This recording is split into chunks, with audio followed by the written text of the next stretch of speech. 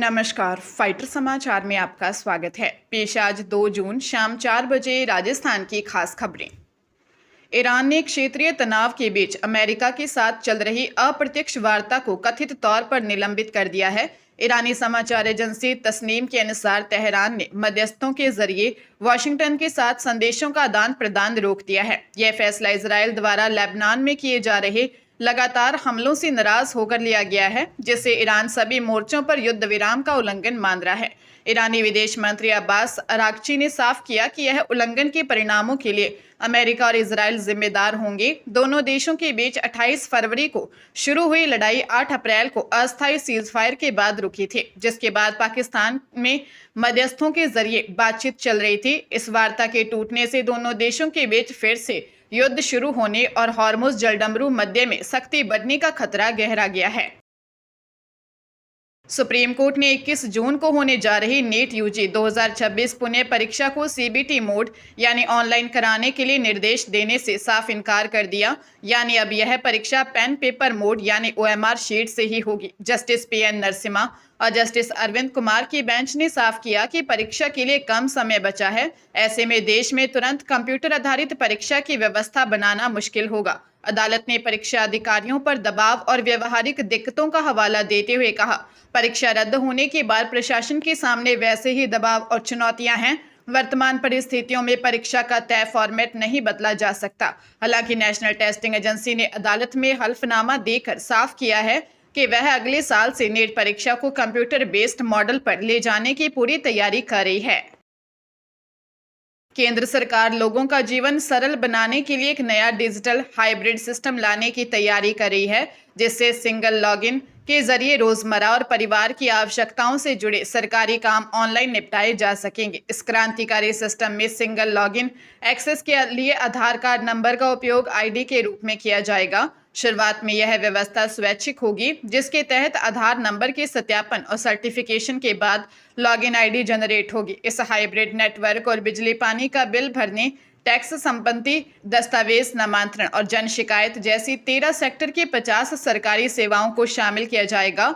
वर्तमान में यह पूरी तरह सरकारी नेटवर्क रहेगा, जिसमें 1 दर्जन से अधिक केंद्रीय विभाग और मंत्रालय शामिल होंगे और बाद में इसका विस्तार राज्यों तक किया जाएगा। फिलहाल इस व्यवस्था को लागू करने की कोई निश्चित तारीख तय नहीं की गई है। पाली के बाली में एसीबी की टीम ने बड़ी कार्रवाई करते हुए लटाड़ा गांव के पटवारी विक्रम धीर को 8,000 रुपये की रिश्वत लेते रंगे हाथों ट्रैप किया है। बाली तहसील कार्यालय में पाली एसीबी प्रथम के एएसपी धर्मेंद्र डुकिया के नेतृत्व में इस कार्रवाई को अंजाम दिया गया। पटवारी पर जमीन के सीमांकन के बदले रिश्वत मांगने की शिकायत मिली थी, जिसका सत्यापन कराने के बाद जाल बिछाया गया। पटवारी के ट्रैप होने की सूचना मिलते ही लटाड़ा गांव में लोग बेहद खुश हो गए और उन्होंने ढोल बजाकर एसीबी की टीम का जोरदार स्वागत किया। ग्रामीणों का आरोप है कि वे पटवारी के व्यवहार और भ्रष्टाचार से लंबे समय से परेशान थे, क्योंकि वह छोटे छोटे राजस्व कार्यों के लिए भी पैसे लेता था। एसीबी ने आरोपी को हिरासत में लेकर आगे की जांच शुरू कर दी है। राजस्थान गवर्नमेंट हेल्थ स्कीम यानी आरजीएचएस के तहत डॉक्टरों के फर्जी हस्ताक्षर और सील लगाकर 5 से 7 करोड़ रुपए का क्लेम उठाने वाली दागी कंपनी का बड़ा फर्जीवाड़ा सामने आया है। बीकानेर के पीबीएम अस्पताल में सिटी और एमआरआई जांच कराने वाली doctor Bothra diagnostic and imaging centre company के कर्मचारियों ने कागजों में ही फर्जी टेस्ट दर्शाकर यह गबन किया। हैरानी की बात यह है कि चिकित्सा विभाग द्वारा दिसंबर 2025 में डी पैनल और एफआईआर दर्ज किए जाने के बावजूद इसी कंपनी को जनवरी 2026 में बीकानेर में 12 करोड़ और अप्रैल 2026 में जोधपुर के एमडीएम अस्पताल में एमआरआई का टेंडर दे दिया गया। जांच में कई ओपीडी पर्चियां अस्तित्वहीन डॉक्टरों के नाम पर मिली हैं और 4 डॉक्टरों ने अपने हस्ताक्षरों का दुरुपयोग होने की पुष्टि की है। फिलहाल एसएचओ विक्रम तिवारी इस हाई प्रोफाइल मामले की गहन जांच कर रहे हैं। हरियाणा के कैथल में पुलिस ने अंबाला रोड पर स्थित क्रिस्टल स्पा सेंटर पर औचक छापेमारी कर देह व्यापार के बड़े रैकेट का पर्दाफाश किया है।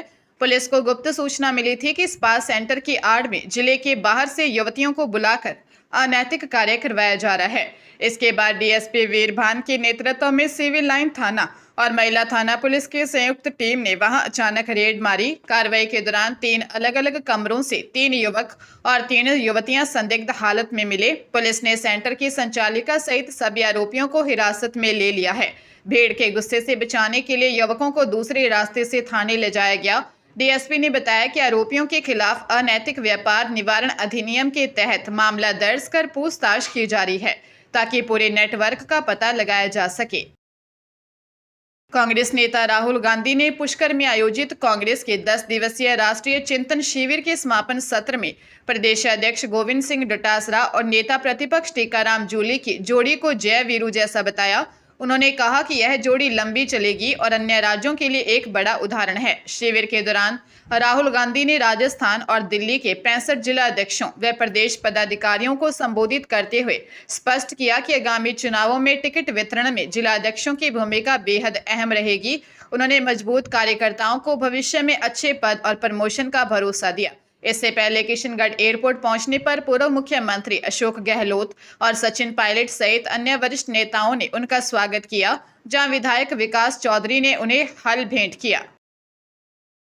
राज्य में भीषण गर्मी के कारण सरकारी अस्पतालों के दवा वितरण केंद्रों और ड्रग सब स्टोर में दवाओं की गुणवत्ता प्रभावित होने की आशंका बढ़ गई है। मुख्यमंत्री निःशुल्क निरोगी राजस्थान योजना के तहत संचालित इन केंद्रों की स्थिति सुधारने के लिए चिकित्सा एवं स्वास्थ्य विभाग ने सभी जोन के संयुक्त निदेशकों को पत्र लिखकर आवश्यक निर्देश जारी किए हैं। हाल ही में मीडिया में खबरें आई थी कि अत्यधिक तापमान से कई जीवन रक्षक दवाओं की प्रभावशीलता कम हो सकती है, जिससे मरीजों को इलाज का अपेक्षित लाभ नहीं मिल पाएगा। इस समस्या के समाधान के लिए विभाग ने सभी जिलों से दवा वितरण केंद्रों के वास्ते एयर कंडीशनर, फ्रिज, अलमारी और रैक की जरूरत का पूरा विवरण तैयार कर 5 जून तक वित्तीय प्रस्ताव मांगा है ताकि समय रहते व्यवस्थाएं सुधारी जा सकें। पंजाब विजिलेंस मुख्यालय से जुड़े 13 लाख रुपए के कथित रिश्वत मामले में फरार चल रहे इंस्पेक्टर ओपी राणा ने चंडीगढ़ की विशेष सीबीआई अदालत में सरेंडर कर दिया, जहां से उन्हें 7 दिन के रिमांड पर भेजा गया है। ओपी राणा ने इससे पहले गिरफ्तारी से बचने के लिए पंजाब एवं हरियाणा हाई कोर्ट में अग्रिम जमानत याचिका दायर की थी, जिसे सुनवाई के दौरान अनुकूल संकेत न मिलने पर उन्होंने वापस ले लिया था और अदालत ने उसे खारिज कर दिया था। मामला state tax officer Amit Kumar की शिकायत पर आधारित है, जिन्होंने आरोप लगाया था कि बिचौलिए राघव गोयल और विकास गोयल विजिलेंस महानिदेशक शरद सत्य चौहान और उनके रीडर ओपी राणा के नाम पर शिकायत रफा दफा करने के लिए रिश्वत मांग रहे हैं। सीबीआई ने जाल बिछाकर बिचौलियों को 13 लाख रुपए और मोबाइल लेते रंगे हाथ पकड़ा था। जोधपुर के प्रसिद्ध पर्यटन स्थल मंडौर गार्डन में टॉय ट्रेन की चपेट में आने से 5 साल की एक मासूम बच्ची की मौत हो गई, जबकि एक 20 वर्षीय युवती गंभीर घायल हो गई। पीड़ित परिवार अपनी बेटी के साथ गार्डन घूमने आया था, जहां टॉय ट्रेन के ड्राइवर ने तेज गति से अचानक जोरदार ब्रेक लगा दिया। झटका इतना तेज था कि बच्ची और युवती ट्रेन से बाहर उछलकर गिर गई, जिससे बच्ची की मौके पर ही मौत हो गई। घायल युवती को मथुरा दास माथुर अस्पताल में भर्ती करवाया गया है, जहां उसकी हालत गंभीर बनी हुई है। घटना से गुस्साए परिजनों और समाज के लोगों ने दोषी ड्राइवर की तुरंत गिरफ्तारी और मुआवजे की मांग को लेकर अस्पताल की मोर्चरी के बाहर धरना शुरू कर दिया है।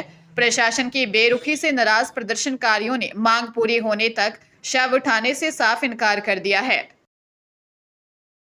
दौसा में पुलिस ने नकली नोट छापने और सप्लाई करने वाले एक शातिर गिरोह का पर्दाफाश करते हुए 4 सदस्यों को पकड़ा है, जिनमें एक नाबालिग भी शामिल है। पुलिस ने आरोपियों के कब्जे से 500 रुपए के कुल 24,84,000 रुपए के नकली नोट बरामद किए हैं। एसपी पीयूष दीक्षित ने बताया कि 28 मई को कोतवाली थाना पुलिस ने दौसा निवासी आयुष कुमार मीणा और एक नाबालिग को नकली नोटों के साथ पकड़ा था। इनसे हुई पूछताछ के बाद पुलिस ने हरियाणा के फरीदाबाद में दबिश देकर मुख्य सरगना संतोष सिंह और उसके साथी विशाल उपाध्याय को गिरफ्तार कर लिया। आरोपियों के ठिकाने से नकली नोट छापने की मशीनें, 11 प्रिंटर, 2 लैपटॉप, 6 पेपर रोल, 2 डिब्बे केमिकल और वाटरमार्क डाई सहित अन्य उपकरण मिले हैं। कोर्ट ने तीनों आरोपियों को 7 दिन की पुलिस रिमांड पर भेज दिया है।